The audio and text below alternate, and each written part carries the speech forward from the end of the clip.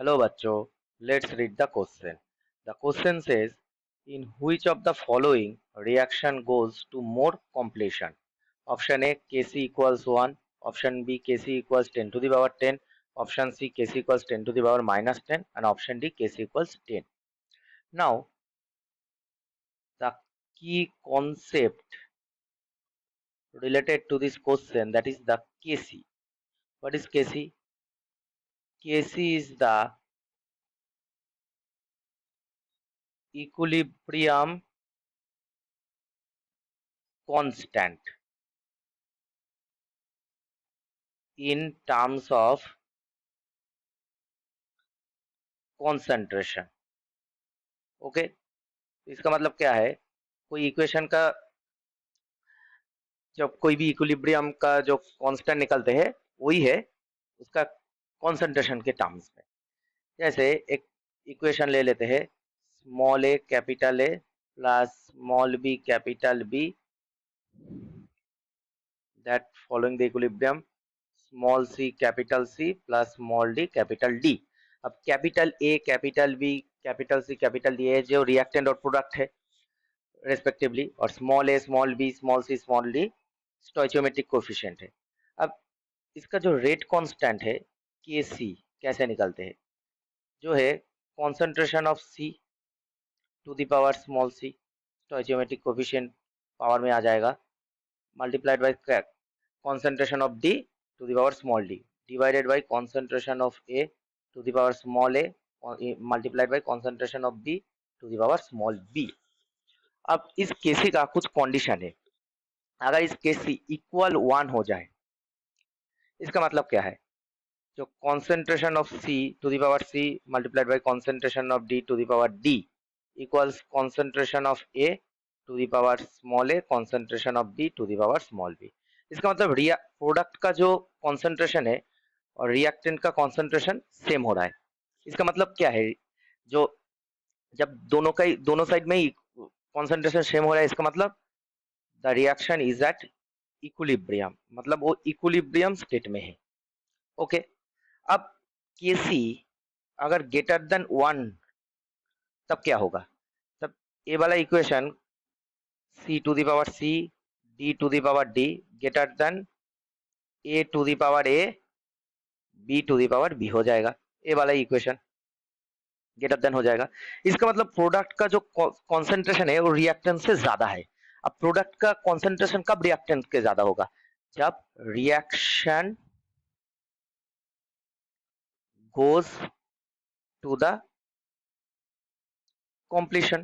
इसका मतलब अगर रिएक्शन प्रोसीड हो रहा है, राइट हैंड साइड में जा रहा है अगर रिएक्शन, इसका मतलब ज्यादा से ज्यादा रिएक्टेंट प्रोडक्ट में फॉर्म हो रहा है, मतलब प्रोडक्ट का जो कॉन्सेंट्रेशन है वो रिएक्टेंट से ज्यादा हो रहा है, तो यही है।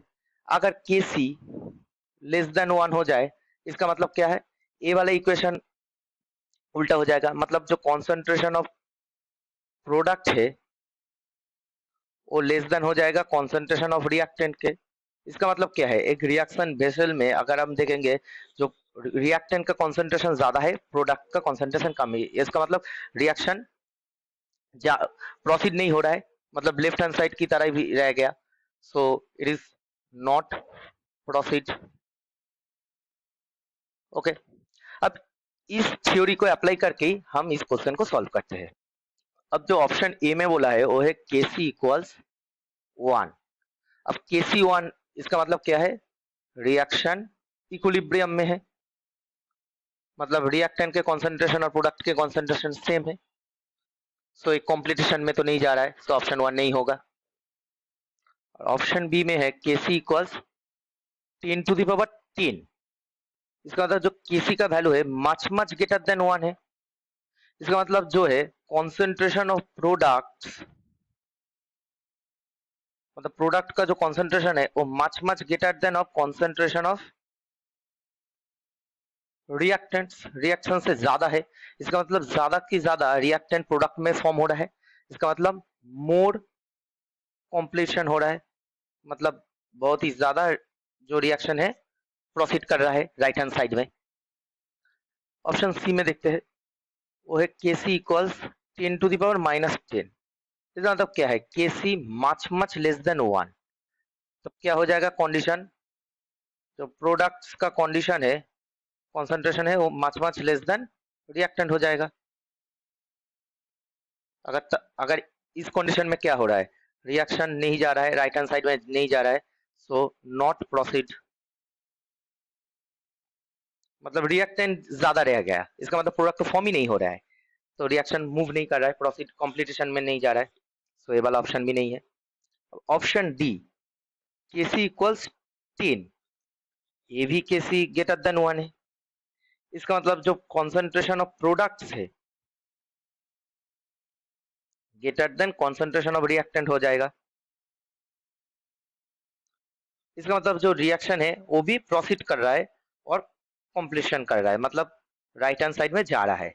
अब केस बी और केस डी में ही रिएक्शन कंप्लीशन के जा रहा है, पर मोर कंप्लीशन में किस कौन सा वाला केस में जा रहा है, मतलब ज्यादा के ज्यादा जा रहा है इक्वेशन ऑप्शन डी में, क्योंकि इसमें प्रोडक्ट का कॉन्सेंट्रेशन बहुत ज्यादा है रिएक्टेंट के, मतलब सब जो रिएक्टेंट है वो ज्यादा के ज्यादा प्रोडक्ट में फॉर्म हो रहा है।